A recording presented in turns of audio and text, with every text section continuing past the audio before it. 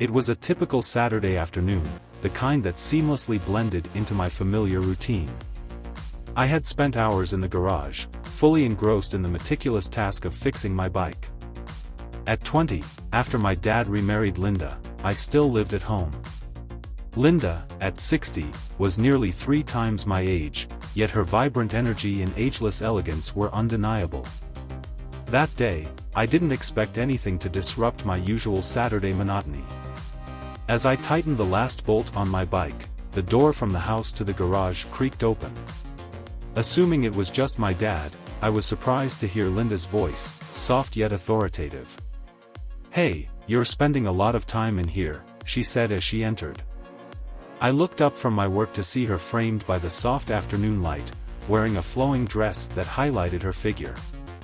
Her blonde hair cascaded down her shoulders, shimmering with every movement. But it was her eyes, sparkling with a playful glint, that truly captivated me. "Just wrapping up with the bike," I replied, wiping the sweat from my forehead. I tried not to linger on her, but Linda's presence had a magnetic pull. She approached, the click of her heels echoing on the garage floor. "You know," she began conversationally, "I don't usually come down here, but I was curious about what you were doing." Her words carried a mix of curiosity and intrigue that made the garage feel unexpectedly confining. Her presence hinted at the potential for something different to unfold. I let out a nervous laugh. "Yeah, there's not much to see here, just tools and grease."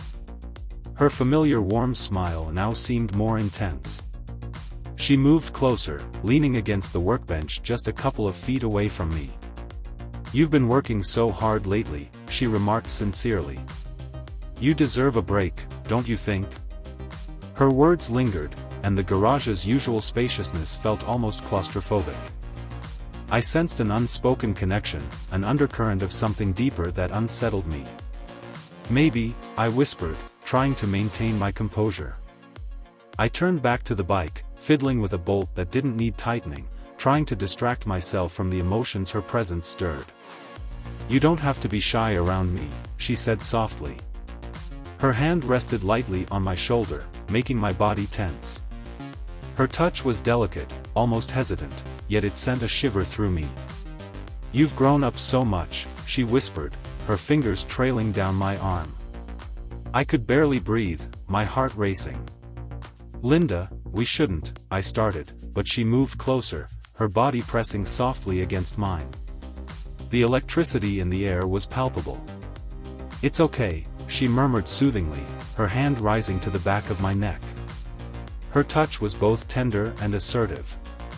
Before I could gather my thoughts or voice any objections, she leaned in and kissed me. The kiss began gently but quickly escalated in intensity.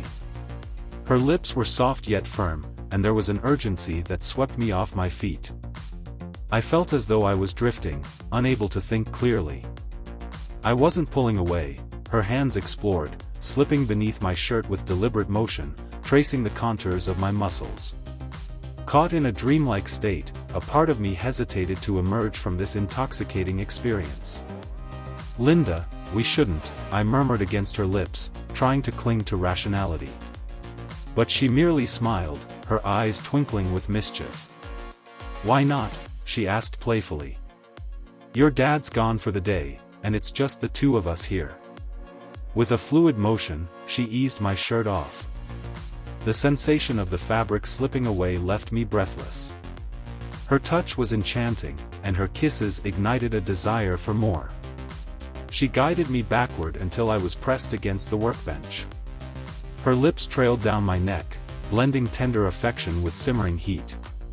Her hands roamed my body with confident grace, leaving me feeling powerless. "We've got all the time in the world," she whispered, bringing her lips back to mine. The kiss was now urgent and fervent, reflecting the depth of our shared passion. I felt completely disoriented, struggling to comprehend how everything had escalated so rapidly. Yet, in that moment, none of those details mattered. The outside world faded into the background as the space between us shrank. Each kiss and caress intensified the tension between us. Her lips met mine with a blend of softness and urgency, signaling that we had crossed an invisible line from which there was no return.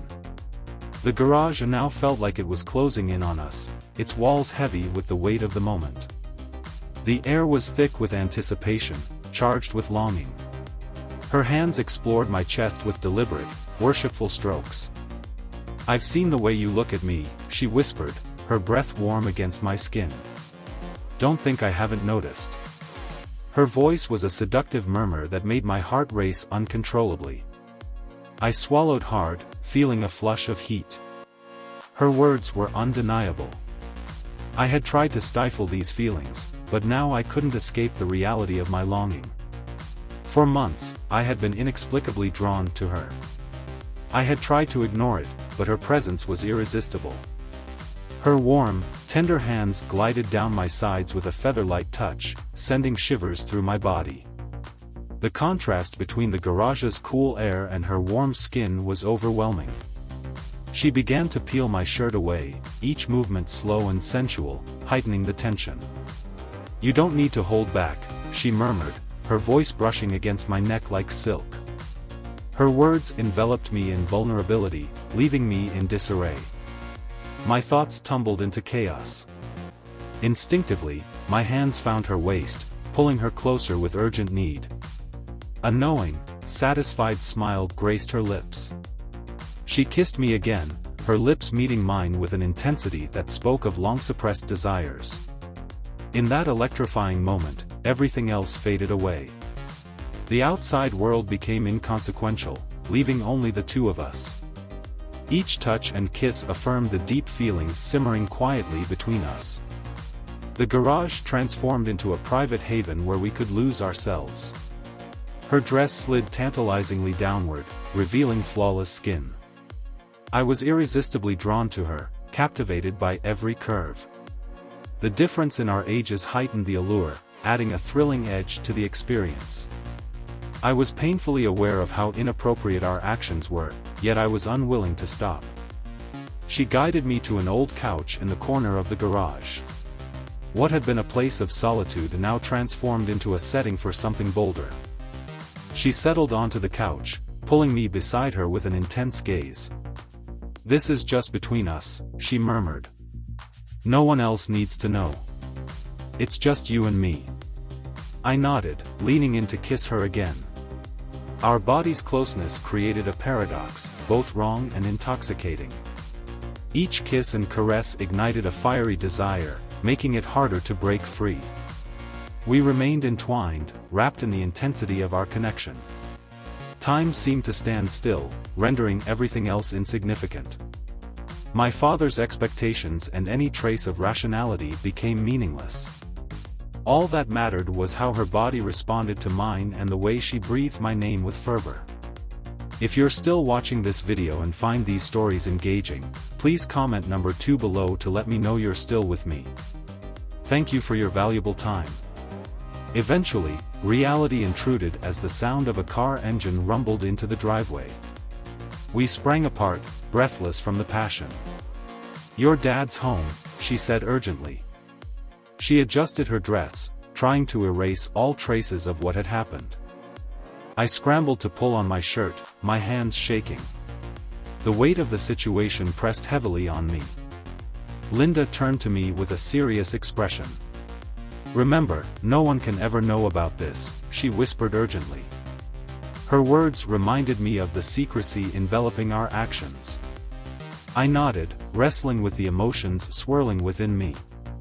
As Linda opened the door to the house, she hesitated.